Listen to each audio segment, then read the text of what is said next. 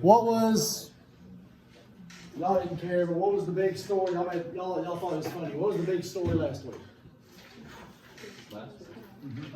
And this week? Whatever gets stuck in The boat getting stuck. Oh, yeah. Okay, where did they get stuck in? Suez Canal. This is Egypt. There's the Red Sea here. This is the Suez Canal. Man-made, I want to say sometime in maybe the 1900s, maybe the late 1800s. Right there. This is, I'm going to say this is the most important, it's arguably, economically, one of the most, I'm going to say it's the most important waterway in the world. Tell me why you think that is. Is it that because it takes like days off their trip going from around, they can just It's what makes trade from Europe to Asia possible. Yeah. I heard like every day that ship is stuck there, it's like $9 billion. Yes. Well, yeah. Yes. There's this like going off though. So wait, they've been doing it for so long. I've heard two things. I've heard human error or winds. Maybe maybe both. Maybe the Some of those ships should just come up just heating in the front. It's not I don't know. It depends on how it's angled. But see here, that Suez Canal means you can transfer goods from Europe to China to Asia to the Mediterranean instead of having to go around Africa. It does take like the I can't do it anymore. Isn't that, weren't one of them like the pirates over there? Yes, They were all that's a very holding up all the ships. that's a big deal there. Just like the Panama Canal affected our hemisphere because now instead of going around South America, you can cut through and make our trade easier with Asia and with both coasts. Same thing with Suez Canal. And however long was that there for a week? Just about. So, I mean, just imagine the trade that was shut down between. Companies start doing around Africa? I don't know. Around Suez Africa? I don't know. I don't know what they did. They might have. Because there was probably already a bunch of ships aligned to do it. Sure, yeah, there was. Because it's not big. I think only one can go, or maybe only. There's got to be a double to where you can go both ways. Because it. I don't know if But that's why it was a big deal. So European trade and Asian European trade, Mediterranean trade was shut down basically for however long that was. Imagine the dude behind the wheel on that thing. Yeah, I wouldn't want to be that guy. Yeah, oh, for sure. All right. You don't not fire from that. We're going to do 9 things today. And you will have time. Actually, we're going to do 10 today, and what means we do 8 tomorrow. So 1 more today means 2 less tomorrow.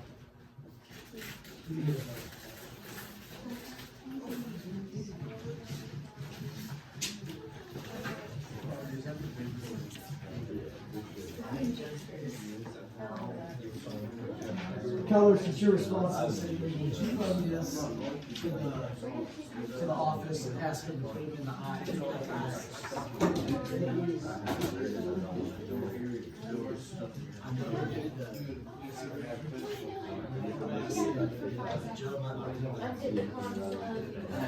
Yes, sir. The one place me and my mom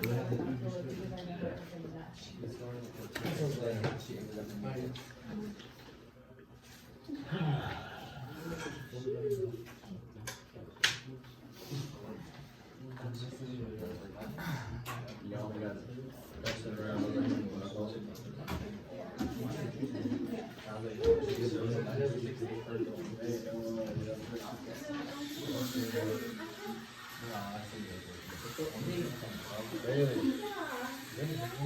I got the new spring colors today. What do you want to try? We did pink yesterday. I got some sort of magenta and lime green and blue. Blue. Want to try the blue today? We'll see how it works. We'll wait on that. What? That's all I'm saying. Well, this is a different blue. Let's see. Let's do that one and try the green. I won't even see the green. I'm wondering. Yeah. Green for I think everybody uses black. Turn out Panther. You can always see black. All right. Let's look. I'm gonna use I'll use some different colors at different times. How many of y'all like this one? How many of y'all like this one? Two. How many of y'all like this one? Yeah, yeah. All right, we'll do this one first.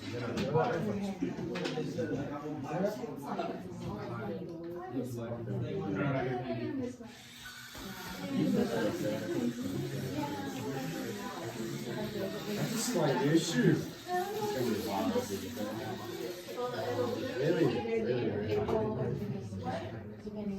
All right.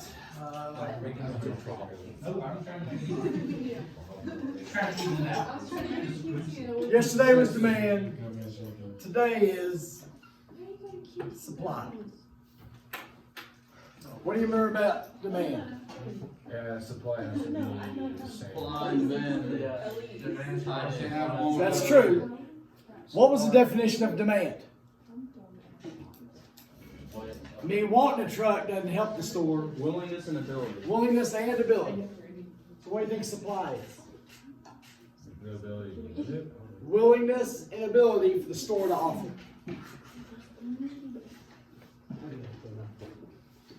If I own a business, if I own a store, I've got to be willing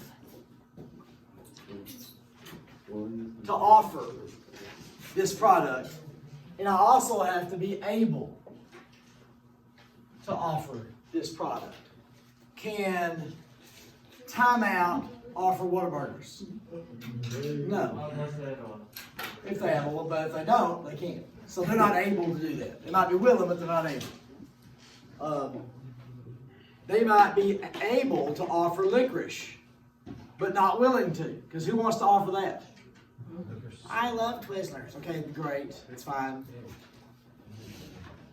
Red licorice is a good thought, because blanket licorice ain't nobody going near that. Amen? The one coated in sugar, you know. You're not missing anything. Yeah, don't try it. The licorice coated in sugar. Now, red licorice, in my that's like a good. I'm like, hey, yeah, and then you take a bite and you go, oh, wait a minute. That's what I'm saying. It's not black licorice, but it's not good. It's literally Amazing. Twizzlers Yeah. said it's strawberry flavor, and that's just rubber flavor. You know what I mean? Twizzlers not good. So, does that make sense? For there to be supply, the business has to be willing and able to offer that thing. And just like y'all were saying, if the supply is too big for the demand, what's going to happen to the price? It's going to go down. Because they're trying to get rid of it. If the supply is too small for the demand, the price is going up. And who doesn't like that? Who doesn't like either one of those? Businesses. Because it makes both of them, they lose profit. And you don't want to lose profit.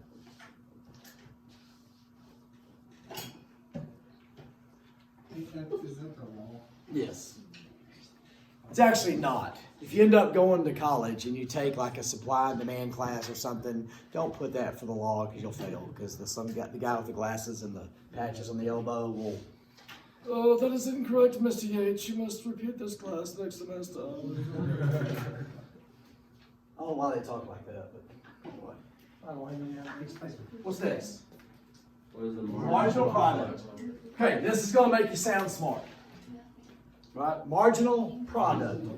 If you were asked to give a talk on marginal product, would you say, I can't do that, I'm too dumb to do that? You're not. It's really simple. If I own a business, right?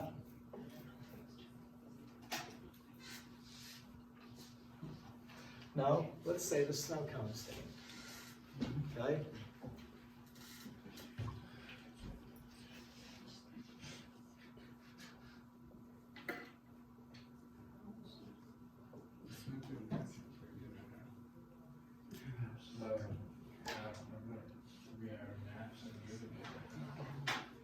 Okay, here's a snow cone stand. We sell snow cones. we have syrup. We got a cutter. Ice shaver. That's my share, yeah. Oh, that was an Okay, and we have a freezer with ice. And the supplies. Okay? Little Christy, at one point, thought, hey, in the wintertime, we could have a hot chocolate stand. And we could have hot chocolate and offer other stuff, so we're making money different times of the year. To do that, would we have to buy new equipment and new stuff and new supplies? Okay? So, say we bought, besides that, say we wanted to offer hot dogs and food. So if we're gonna offer anything new, we're gonna have new equipment, we're gonna have to do new supplies, and we're gonna have maybe hire more workers. If you expand your business, if you're gonna add to what you do, if you're gonna add to the building, if you're gonna add machinery, that's the output that does is marginal product. Now stay with me. This is what we've been doing. If we hire extra people doing the lawn mowing deal, I mow yards with me, my mower, my weed eater. I hire somebody else and I buy another lawnmower. The extra yards we mow is the marginal product. I did something new, I did something extra. The result of that, the resulting output of that, the resulting production of that is the marginal product.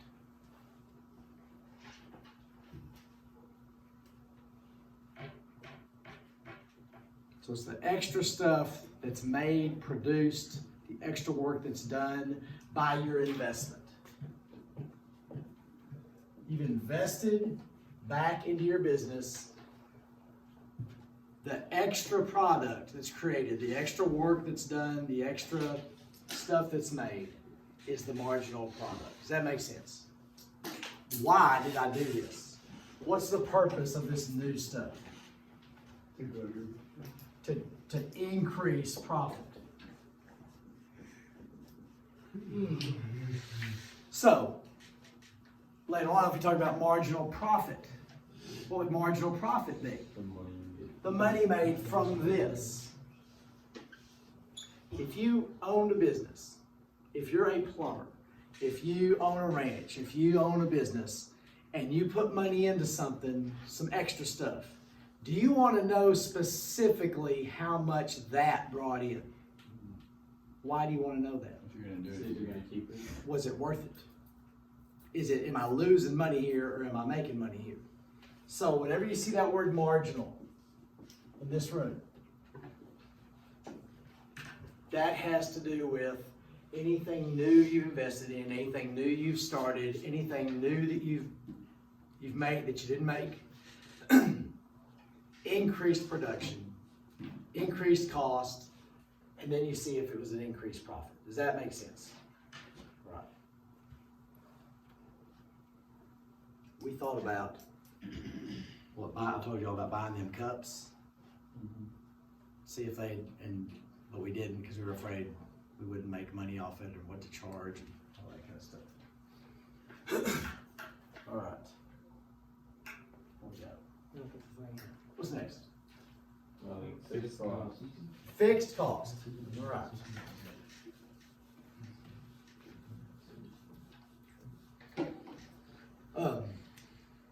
I like to use things I know about, examples, to help things make sense. Pasha, you don't know about this. This is awesome. Well, you might have been there at lunch. Were you there at lunch yesterday when Mom was on the phone, was all mad?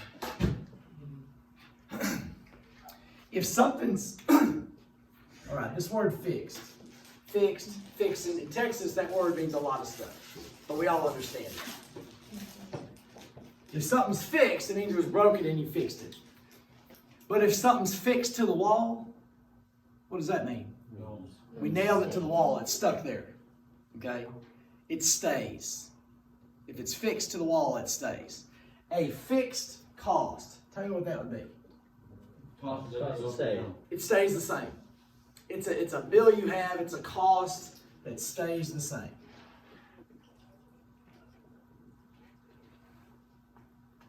Is variable down there? What's variable? It's going to change. Okay. Variable will change. It varies.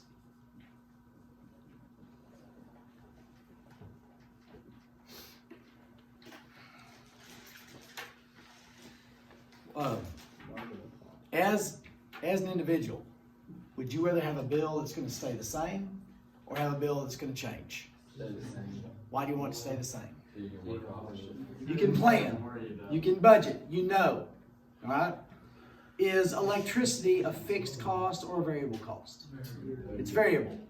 You can make it to where it's a fixed cost. There's some places, there's some companies that will charge average billing. You can sign up for average billing. It sounds great. Most offers offered by company. Isn't that what happened with the power outage? That's part of it, some of it. We were on average billing for a while. It's fine, it keeps your bill constant. But you always owe the electric company money. So like, the idea is, in the summertime, you're gonna use more electricity. So in the summertime, instead of it going to 200, 250 a month, it stays 160. And then when it drops in the wintertime, your bill stays 160, whether it's 120, 130. And the idea is over the year, you pay it off. But you always have a balance on your electric bill. So if you go to move, now you have to pay off the electric bill. So it's not bad, it's not good, it's what it is. When you buy a house someday, when y'all were little, the economy collapsed and the housing market collapsed. You ever hear about that? People's houses getting foreclosed on because they had variable rate mortgages. Tell me what a variable rate mortgage would be. It's going to vary. The interest rate changes. A fixed rate mortgage is you sign for it, it stays the same. Variable rates will change as the interest rates change. 15, 20 years ago, interest rates were here and they started a downward trend. So they would sell you on this idea of variable rate mortgages because when you sign for it, it could drop and your house payment could drop. You're like, oh yeah, I'll take that. But what do they not explain to you? When it goes up. When it starts to go back up, it's going to go up. Now, you as the individual should be smart enough to figure that out and not sign it. You know, if it's going to drop, it's also going to go up. Right now, interest rates are as low as they possibly can ever. They will never be any lower. So should you purchase a variable rate loan? No. No. What's it only going to do? It's only going to go up. Yesterday, little Christy was mad. We haven't gotten to the bottom of it yet. Our house payment went up $200 this month. We have a fixed rate loan. Our insurance might have gone up a little, but it would have had to gone up like $3,000 to make a $200 a month change. Taxes went up, I think she said $200 for the year. So we got to get to the bottom of this. We don't have a variable rate loan, but all of a sudden our mortgage is varied. So that's why she at lunch. Did you notice how ticked she was at lunch? I don't see her. I thought y'all passed each other. Anyway, she was ticked yesterday. Walmart Christie came out. She was, I stood back and just let her go through it. I just stayed out of the way. So she had to call and fix all that. She was trying to, first she called insurance, then she called, then she was trying to call the mortgage company, but she could not find a phone number on anything. And that is when Walmart Christie really shifted into gear. All right.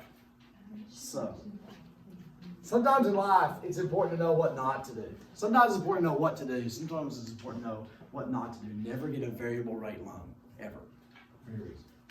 What else we got? Okay, marginal cost. What do you know about marginal? Okay, what would a marginal cost be? No cost.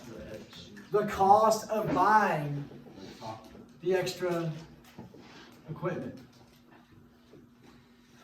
the extra building, the extra worker, the extra materials. That's the marginal cost.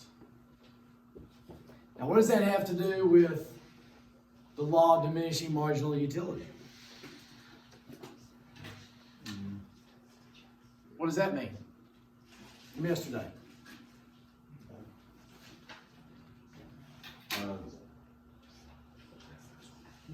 If you got more, what's it called? The more people, the more work you get done, the more income, so. But what is the law of the diminishing marginal utility tell us? Where when you hire somebody, like, whether it'll affect. There's some point where those extra costs Aren't necessary. are just costing you money and not making money. Okay? So the marginal cost is the money you invested into your business for the purpose of making more profit. And we need to be able to look and see how much are we making from that marginal product to make sure these extra costs are being paid back with the extra profit.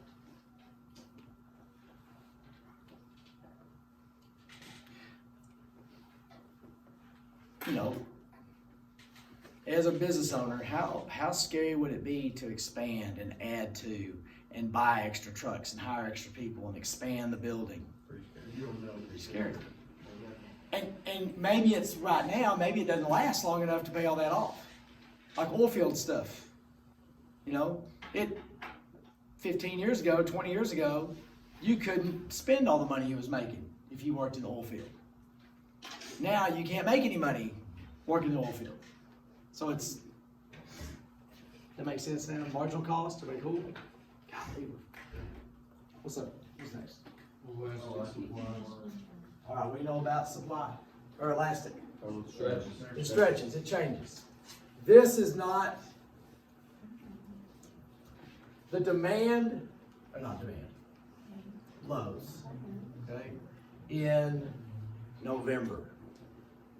Lowe's starts getting in these little tiny foam deals. And it's got like a little rubber strap. It's kind of like this. What do people use them for? You put your water faucet. Cover your water faucet with it. They're like $1.20, $1.90, whatever. Nobody saves those unless they kind of wear out. And you always buy new ones. They don't keep them in stock in July. Why? Nobody's buying them in July. Do you think they had, I noticed they did have a lot. We went to Lowe's before the big winter thing happened because we had to do some stuff with the goat pen. And they had a couple crates of those things sitting there. Because if you hadn't bought them by then, you were going to buy them that week. You know? So that's the example. That supply is going to change. You don't have, you know, some things for winter, some things for summer, some things are seasonal. They usually don't sell many coats in May. When does Walmart have the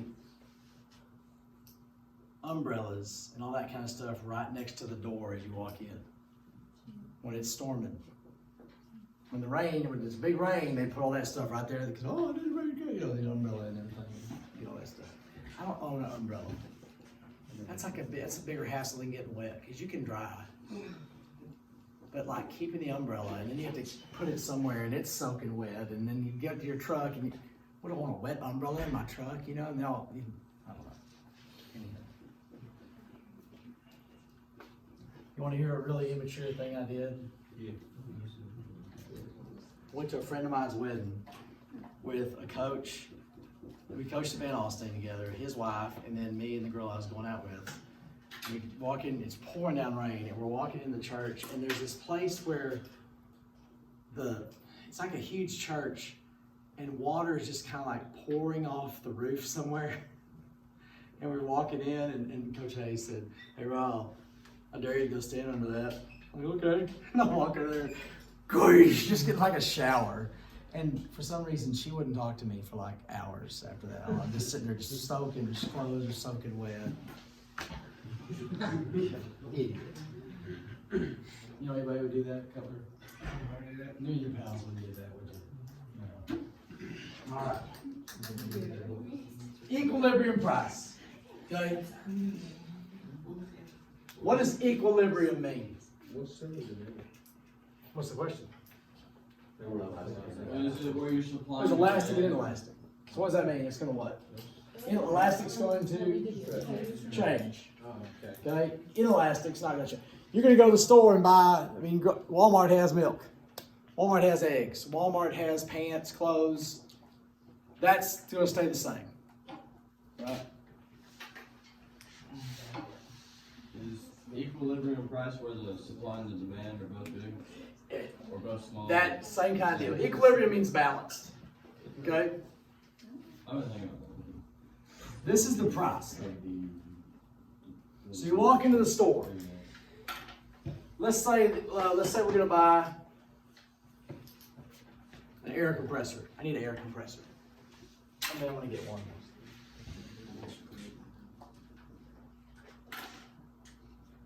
Okay, let's say I'm getting a 6-gallon pancake.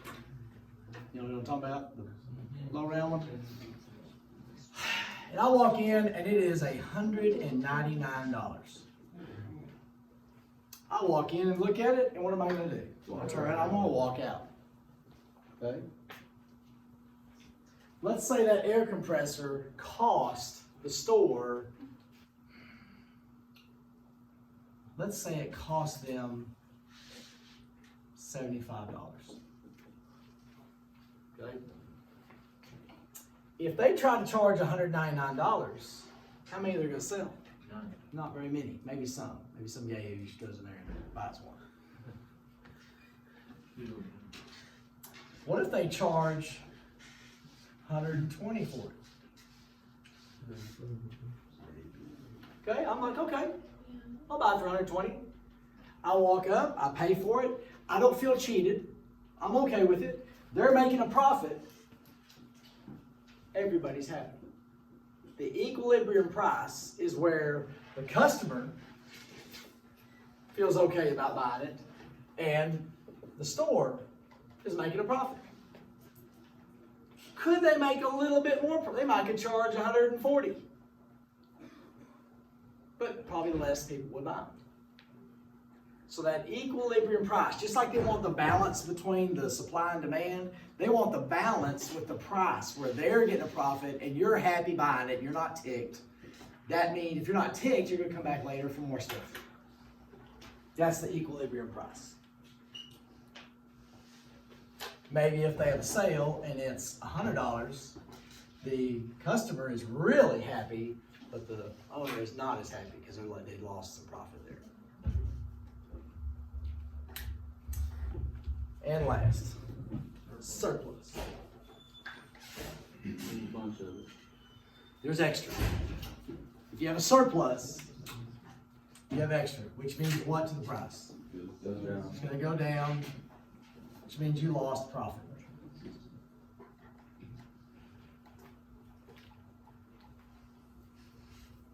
As an owner, you don't want surplus. All right, good enough. Thank you.